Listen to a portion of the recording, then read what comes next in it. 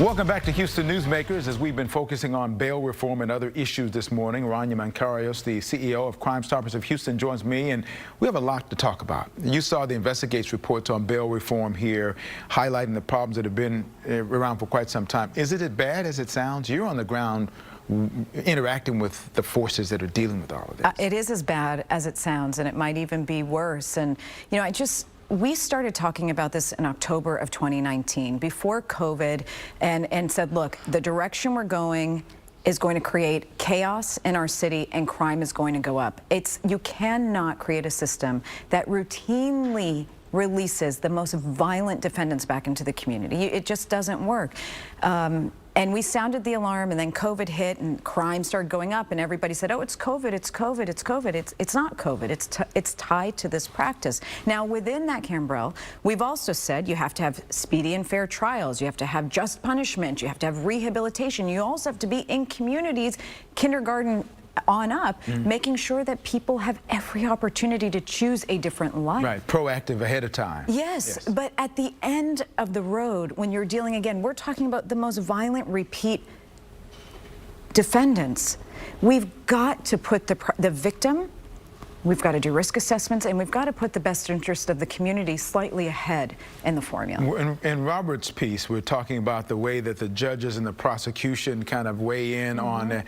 It looked like there was like the prosecutors saying, well, the judges have, you know, and the judges, well, we don't have. So there's, how does the system work through all of that when there's no set rule about what happens? Well, it's interesting. It seems like for the first time ever, the Texas Constitution is being used against the citizenry. So the Texas Constitution, of course, says everybody's has a right to a bail. They do, and it can't be burdensome. We know that. In capital murder cases, the judge has full discretion to hold a person on no bond. Now, all of a sudden, all of that is gray. Now, all of a sudden, it's become, from the vantage point of the judges, everybody should be released. That's what the Texas Constitution says. From the vantage point of previous judges and previous members of community, it was, well, we would always do a risk assessment and make sure that, you know, you held somebody at a level where they had skin in the game and they would come back. Now, the prosecutors are saying, look, first of all, they don't have enough prosecutors, right? We have 50,000 cases going through the system right now. They're drinking from a fire hose. Second of all, 10% of the cases they have not contested, but 90%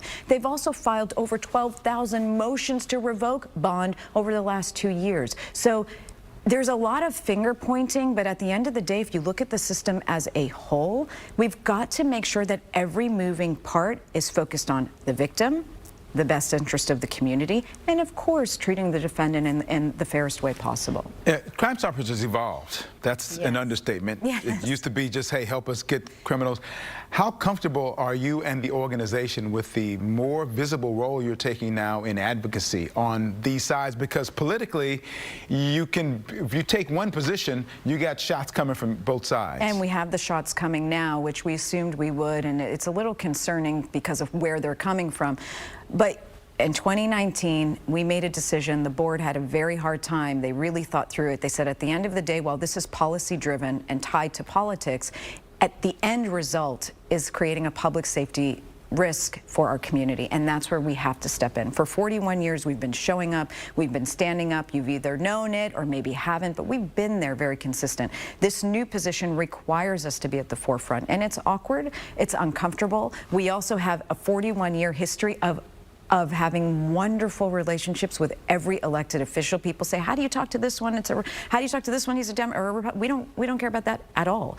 We work together. Public safety has never been, you know, a political issue. It's the one area where we've all come together. Now that's changed, but it doesn't mean we're going to back down. And by the way, the citizens are the very first people who have the right to challenge our sitting elected officials. And if we're punished by elected officials for challenging them, that to me is not a red flag. It's the most frightening red flag a community can find itself in. The community is getting a lot more information about this now, at least that's rising to a level where there's more information coming out. When you talk about how many defendants who've been released on bond and are committing crimes when they're out, that's something that you have, as a routine for Crimestoppers, really pointed out, okay, here's another person who might have been injured or killed by somebody who was out on bail. 153 people. We've just added the last person. We're at 118 since 2020 alone.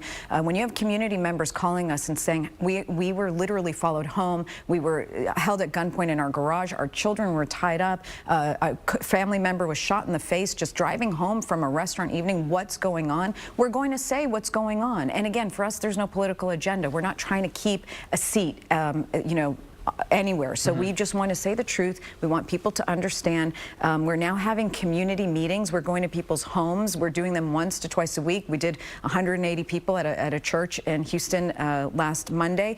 People want to know. And it's also important to clarify when people say, the mayor has got to stop allowing these judges to release people. Wait a minute, the mayor has nothing to do with this, or the DA has to stop releasing people on bond. Well, that's not the DA's role. So there's been a lot of civics in what we're doing now. That is, I'm sure, can be challenging along the way to do all of that and be competent about what you do and how you say it.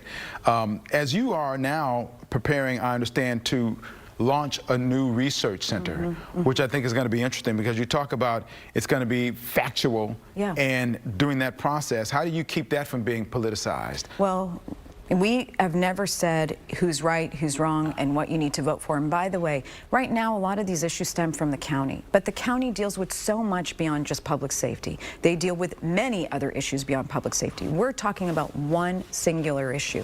And we have a right to raise a concern about that one issue. But the research center is going to really look at crime data and have it be easy for the community to pull. We as an organization find ourselves going to the HPD. Oh, then let's go to the sheriff's office. Oh, what does the FBI use? And it's complicated. So we want a one-stop hub. We also want to look at the health of the criminal justice system from arrest on. Who's doing what, and at what percentage are they really working? And what are the results of their work product? The community has a right to know this. We've had some people say, you really can't talk about these things. But why? It's public record, and people have a right to know. So you're a nonprofit. How are you where's the money come from primarily to keep you going?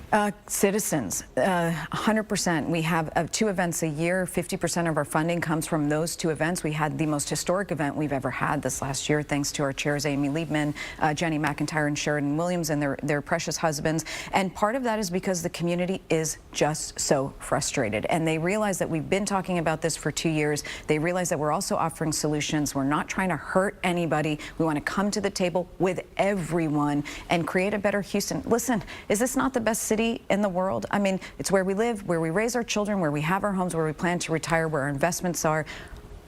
We have to look at this issue, and we need to do it respectfully. Well, you can come here and do it anytime you want. Thank you, Ms. Rania. Thank you for having me. Appreciate you very much.